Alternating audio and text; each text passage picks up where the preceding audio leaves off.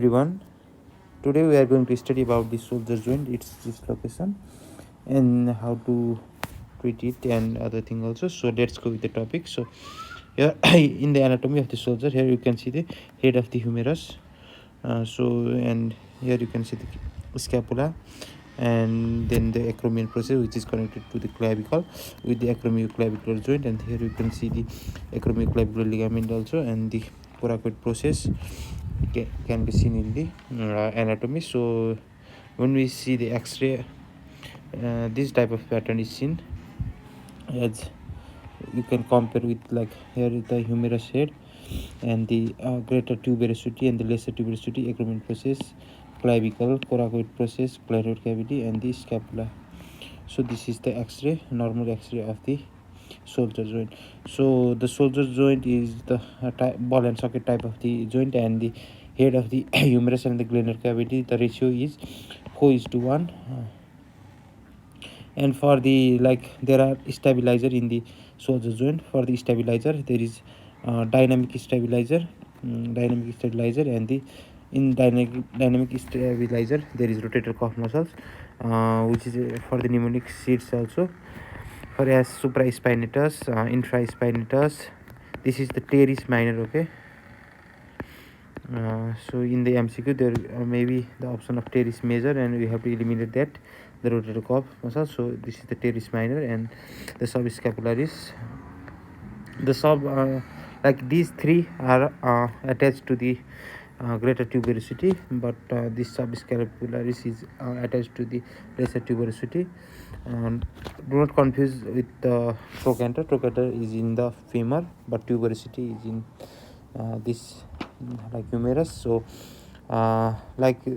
this subscapularis is responsible for the internal rotation, and like if there is any trauma in the subscapularis, then the lift of test we have to do, like the back, the hand should be in the back, and then the patient is said to lift the hand in the back. If he or she cannot do it, then it is sure that there is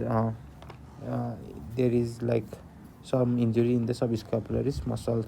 So other dynamic stabilizer are like deltoid muscles and the long head of triceps. These are the dynamic stabilizers. So there are static stabilizer like capsule, labrum, which is the fibrocartilaginous rim around the glenoid, and the glenohumeral ligament, like superior, middle, and the inferior. So weakest part of the joint, shoulder joint, is the inferior part, and the most common dislocation is anteriorly in the shoulder joint, which you have to remember. So most anteriorly, and then posteriorly, and very rarely inferiorly there is the dislocation.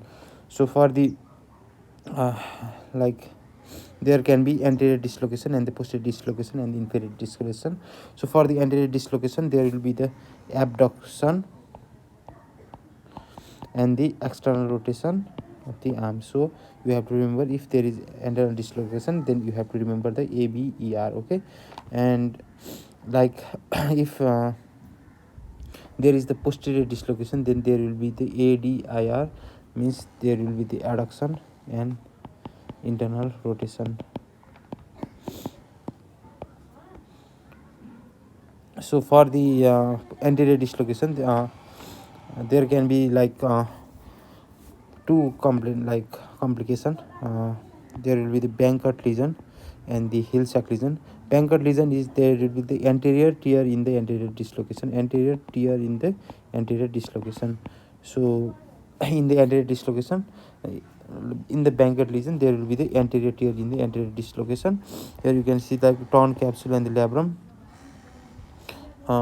which is the Bankert lesion.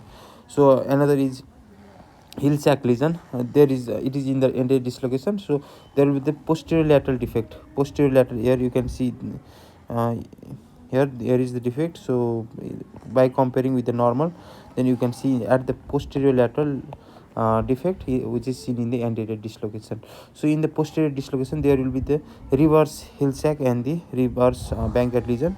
In the reverse Hill-Sachs, there will be the anterior medial defect in the posterior dislocation, and in the reverse blanket, there will be the posterior inferior defect in the posterior dislocation. So these are the complications can occur in the anterior and the posterior dislocation. So for the classification of the anterior dislocation, there will be the preglenoid, subcoracoid, which is the commonest in between these four, and the infraclavicular and intrathoracic. These are the subtype of the anterior dislocation. So the most common nerve injury in the shoulder fracture is axillary nerve injury. So axillary nerve supplies to the deltoid and the teres minor.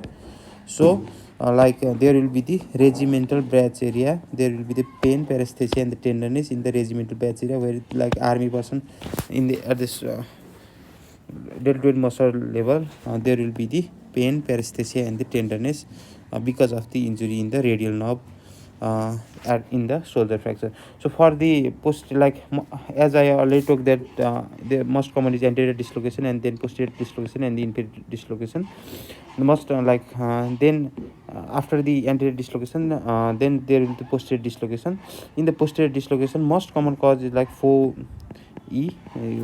If there is a posterior dislocation of the shoulder, you have to always remember the 4E. For 1E, you have to remember the epilepsy and the electric shock. Then if the history of there is epilepsy and the electric shock, then there is chance of the posterior dislocation of the shoulder. And if you see the empty glenoid cavity in the x-ray and the electric bulb sign in the x-ray, like this is the humerus, and then this type of electric bulb, old electric bulb sign, like which this type of sign is seen, then this is the feature of the posterior dislocation of the shoulder. So another is inferior dislocation. Inferior dislocation is mainly in the hyperabduction of the humerus and the laxity of the humerus. Any disease which causes the laxity can contribute to the posterior dislocation. So most common complication of the shoulder dislocation is recurrent shoulder dislocation, which you have to remember because it is most commonly asked in the MCQ. Okay, and if there is a history of the epilepsy and the electric bulb, epilepsy and the electric shock, and then the electric bulb sign and the empty glenoid cavity, then you have to take the posterior dislocation, and the most common dislocation is anterior dislocation in the shoulder. So for the test, there is you have to remember the BCDH as in the alphabetical order, like BCD, and then you have to remember just H. So for the BCD, D is the most common, like Dugas test, but let's go with the BCD. So right hand test, here lower level of the axillary fold is seen in the axilla, so it suggests of the shoulder dislocation. And for the Callaway test, measuring the girth of the affected shoulder and the compared with the unaffected, there will be the increase in the girth, which indicate there will be the dislocation of the shoulder. So the most commonly done test is Dugas test. In the Dugas test, there will be the difficult to touch opposite shoulder. So here you can see, like patient, if we say to the patient to touch the another shoulder, so the patient is very cannot do that, or there will be the difficult to touch the opposite shoulder. So that means there will be the Dugas test positive, which indicate that there will be the shoulder dislocation. So like B, C, D and the H. So Hamilton ruler test, as from the tip of the acromion and the tip of lateral epicondyle, if in the normal, when we put the straight scale, then it will not touch each other, but when there is the dislocation, then it will touch each other. So in the normal, there is not touching with the tip of the acromion, but here ruler can touch both end. So this is the, if normally Hamilton ruler trace is not positive, or like straight